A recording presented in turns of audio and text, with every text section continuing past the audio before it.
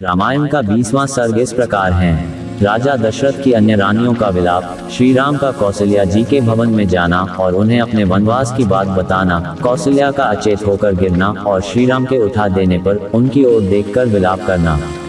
दोस्तों, पूरी कथा इस वीडियो में है, इसलिए वीडियो के अंत तक बने रहे। जब कैकेयी ने श्री राम जी को 14 वर्षों के लिए वन में जाने का आदेश दिया था, तब श्री राम जी हाथ जोड़े हुए ज्यों ही कैकेयी के महल से बाहर निकलने लगे, त्यों ही अंतपुर में रहने वाली राजमहिलाओं का महान आर्तनाद प्रकट हुआ। वे कह रही थी, हाय, जो पिता के आज्ञा न देने पर भी समस्त अंतःपुर के आवश्यक कार्यों में स्वतः संलग्न रहते थे, जो हम लोगों के सहारे और रक्षक थे, वे श्री राम आज वन को चले जाएंगे। वे रघुनाथ जी जन्म से ही अपनी माता कौशल्या के प्रति जैसा सदा बर्ताव करते थे, वैसा ही हमारे साथ भी करते थे। जो कठोर बात कह देने पर भी कुपित नहीं होते थे, दूसरों के मन में क्रोध उत्पन्न करने वाली बातें नहीं बोलते थे, तथा जो सभी रुके हुए व्यक्तियों को मना लिया करते थे, वे ही श्री राम आज यहाँ से वन को चले जाएंगे। बड़े खेद की बात है कि हमारे महाराज की बुद्धि मारी गई। ये इस समय संपूर्ण जीव जगत का विनाश करने पर तुले हुए हैं, तभी तो ये समस्त प्राणियों के जीवनाधार श्री राम का परित्याग कर रहे हैं। इस प्रकार समस्त रानियां अपने पति को कोसने लगी और बछड़ों से बिछुड़ी हुई गौ की तरह उच्च स्वर से क्रंदन करने लगी। अंतःपुर का वह भयंकर आर्तनाद सुनकर महाराज दशरथ ने पुत्र शोक से संतप्त होकर लज्जा के मारे बिछौने में ही अपने को छिपा लिया। इधर जितेंद्रिय श्री रामचंद्र जी स्वजनों के दैख से अधिक खिन्न होकर हाथी के समान लंबी सांस खींचते हुए भाई लक्ष्मण के साथ माता से मिलने अंतःपुर में गए। वहां उन्होंने उस घर के दरवाजे पर एक परम पूजित वृद्ध पुरुष को बैठा हुआ देखा और दूसरे भी बहुत से मनुष्य वहां खड़े दिखाई दिए। वे सब के सब विजयी वीरों में श्रेष्ठ रघुनंदन श्री राम को देखते ही जय जयकार करते हुए उनकी सेवा में उपस्थित हुए और उन्हें बधाई देने लगे। पहली जोड़ी पार करके जब वे दूसरी में पहुंचे, तब वहां उन्हें राजा के द्वारा सम्मानित बहुत से वेद्य ब्राह्मण दिखाई दिए। उन वृद्ध ब्राह्मणों को प्रणाम करके श्री रामचंद्र जी जब तीसरी जोड़ी में पहुंचे, तब वहां उन्हें द्वार रक्षा कार्य में लगी हुई बहुत सी नववयस्का एवं वृद्ध अवस्था वाली स्त्रियां दिखाई दी। उन्हें देखकर उन स्त्रियों को बड़ा हर्ष हुआ। श्री राम को बधाई देकर उन स्त्रियों ने तत्काल महल के भीतर प्रवेश किया और तुरंत ही श्री रामचंद्र जी की माता को उनके आगमन का प्रिय समाचार सुनाया। उस समय देवी कौशल्या पुत्र की मंगल कामना से रात भर जागकर सवेरे एकाग्रचित हो भगवान विष्णु की पूजा कर रही थीं। वे रेशमी वस्त्र पहनकर बड़ी प्रसन्नता के साथ निरंतर व्रतपरायण होकर मंगल कृत्य पूर्ण करने के पश्चात मंत्रोच्चारण पूर्वक उस समय अग्नि में आहुति दे रही थीं। उसी समय श्री राम ने माता के शुभ अंतःपुर में प्रवेश करके वहां माता को देखा। वे अग्नि में हवन करा रही थीं। रघुनंदन ने देखा तो वहां देव कार्य के लिए बहुत सी सामग्री संग्रह करके रखी हुई है। दही, अक्षत, घी, मोदक, हवेष्य, धान का लावा, सफेद माला, खीर, खिचड़ी, समिधा और भरे हुए कलश, ये सब वहां दृष्टिगोचर हुए। उत्तम कांति वाली माता कौशल्या सफेद रंग की रेशमी साड़ी पहने हुए थीं। वे व्रत के अनुष्ठान से दुर्बल हो गई थीं और इष्ट देवता का तर्पण कर रही थीं। इस अवस्था में श्री राम ने उन्हें देखा। माता का आनंद बढ़ाने वाले प्रिय पुत्र को बहुत देर के बाद सामने उपस्थित देख कौशल्या देवी बड़े हर्ष में भरकर उसकी ओर चली, मानो कोई घोड़ी अपने बछेड़े को देखकर बड़े हर्ष से उसके पास आई हो। उन्हें दोनों भुजाओं से कसकर छाती से लगा लिया तथा बड़े प्यार से उनका मस्तक सूंघा। उस समय कौशल्या देवी ने अपने दुर्जय पुत्र श्री रामचंद्र जी से पुत्र स्नेह वशीय प्रिय एवं हितकर बात कही। बेटा, तुम धर्मशील, वृद्ध एवं महात्मा राजर्षियों के समान आयु, कीर्ति और कुलोचित धर्म प्राप्त करो। अब तुम जाकर अपने सत्य प्रतिज्ञ पिता राजा का दर्शन करो। वे धर्मात्मा नरेश आज ही तुम्हारा युवराज के पद पर अभिषेक करेंगे। ये कहकर माता ने उन्हें बैठने के लिए आसन दिया और भोजन करने को कहा। भोजन के लिए निमंत्रित होकर श्री राम ने उस आसन का स्पर्श मात्र कर लिया। फिर वे अंजलि फैलाकर माता से कुछ कहने को उद्यत हुए। वे स्वभाव से ही विनयशील थे तथा माता के गौरव से भी उनके सामने नतमस्तक हो गए थे। उन्हें दंडकारण्य को प्रस्थान करना था, अतः वे उसके लिए आज्ञा लेने का उपक्रम करने लगे। अब तो मैं दंडकारण्य में जाऊंगा, अतः ऐसे बहुमूल्य आसन की मुझे क्या आवश्यकता है। अब मेरे लिए ये कुश की चटाई पर बैठने का समय आया है।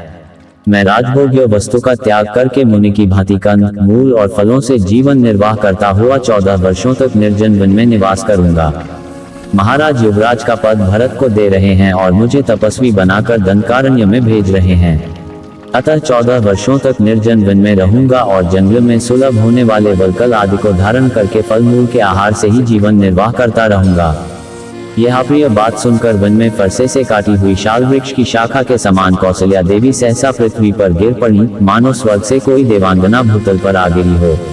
जिन्होंने जीवन में कभी दुख नहीं देखा था, जो दुख भोगने के योग्य थी, उन्हीं माता कौशल्या को कटी हुई कदली की भांति अचेत अवस्था में भूमि पर पड़ी देख श्री राम ने हाथ का सहारा देकर उठाया। जैसे कोई घोड़ी पहले बड़ा भारी बोझ ढो चुकी हो और थकावट दूर करने के लिए धरती पर लोट कर उठी हो, उसी तरह उठी हुई कौशल्या जी के समस्त अंगों में धूल लिप गई थी और वे अत्यंत दीन दशा को पहुंच गई थी। उस अवस्था में श्री राम ने अपने हाथ से उनके अंगों की धूल पोंछी। कौशल्या जी ने जीवन में पहले सदा सुख ही देखा था और उसी के योग्य थी, परंतु उस समय वे दुख से कातर हो उठी थी। उन्होंने लक्ष्मण के सुनते हुए अपने पास बैठे श्री राम से इस प्रकार कहा, बेटा रघुनंदन, यदि तुम्हारा जन्म न हुआ होता तो मुझे इस एक ही बात का शोक रहता। आज जो मुझ पर इतना भारी दुख आ पड़ा है, इसे वंध्या होने पर मुझे नहीं देखना पड़ता। बेटा, वंध्या को एक मानसिक शोक होता है। उसके मन में ये संताप बना रहता है कि मुझे कोई संतान नहीं है, इसके सिवा दूसरा कोई दुख उसे नहीं होता। बेटा राम, पति के प्रभुत्व काल में एक ज्येष्ठ पत्नी को जो कल्याण या सुख प्राप्त होना चाहिए, वह मुझे पहले कभी नहीं देखने को मिला। सोचती थी, पुत्र के राज्य में मैं सब सुख देख लूंगी, और इसी आशा से मैं अब तक जीती रही। तारांकन बड़ी रानी होकर भी मुझे अपनी बातों से हृदय को विदीर्ण कर देने वाली छोटी सौतों के बहुत से अप्रिय वचन सुनने पड़ेंगे। स्त्रियों के लिए इससे बढ़कर महान दुख और क्या होगा। अतः मेरा शोक और विलाप जैसा है, उसका कभी अंत नहीं है। तात, तुम्हारे निकट रहने पर भी मैं इस प्रकार सौतों से तिरस्कृत रही हूँ, फिर तुम्हारे परदेश चले जाने पर मेरी क्या दशा होगी। उस दशा में तो मेरा मरण ही निश्चित है। पति की ओर से मुझे सदा अत्यंत तिरस्कार अथवा कड़ी फटकार ही मिली है, कभी प्यार और सम्मान नहीं प्राप्त हुआ है।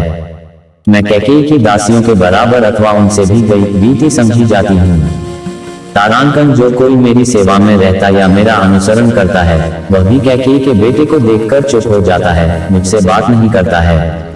बेटा, इस दुर्गति में पड़कर मैं सदा क्रोधी स्वभाव के कारण कटुवचन बोलने वाले उस कैकेयी के मुख को कैसे देख सकूंगी। तारांकन रघुनंदन, तुम्हारे उपनयन द्वितीय जन्म लिए 17 वर्ष बीत गए, अर्थात तुम अब 27 वर्ष के हो गए। अब तक मैं यही आशा लगाए चली आ रही थी कि अब मेरा दुख दूर हो जाएगा। राघव, अब इस बुढ़ापे में इस तरह सौतों का तिरस्कार और उससे होने वाले महान अक्षय दुख को मैं अधिक काल तक नहीं सह सकती। पूर्ण चंद्रमा के समान तुम्हारे मनोहर मुख को देखे बिना मैं दुखिनी दयनीय जीवन वृत्ति से रहकर कैसे निर्वाह करूंगी।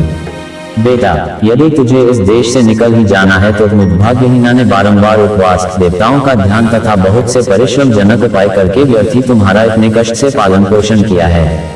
मैं समझती हूँ कि निश्चय ही यह मेरा हृदय बड़ा कठोर है, जो तुम्हारे विछोह की बात सुनकर भी वर्षाकाल के नूतन जल के प्रवाह से टकराए हुए महानदी के कगार की भांति फट नहीं जाता है। निश्चय ही मेरे लिए कहीं मौत नहीं है, यमराज के घर में भी मेरे लिए जगह नहीं है। तभी तो जैसे किसी रोती हुई मृगी को सिंह जबरदस्ती उठा ले जाता है, उसी प्रकार यमराज मुझे आज ही उठा ले जाना नहीं चाहता है। तारांकन, अवश्य ही मेरा कठोर हृदय लोहे का बना हुआ है, जो पृथ्वी पर पड़ने पर भी न तो फटता है और न टूट हो जाता है। इसी दुख से व्याप्त हुए इस शरीर के भी टुकड़े टुकड़े नहीं हो जाते हैं। निश्चय ही मृत्यु काल आए बिना किसी का मरण नहीं होता है। सबसे अधिक दुख की बात तो यह है कि पुत्र के सुख के लिए मेरे द्वारा किए गए व्रत, दान और संयम सब व्यर्थ हो गए। मैंने संतान की हित कामना से जो तप किया है, वह भी ऊसर में बोए हुए बीज की भांति निष्फल हो गया।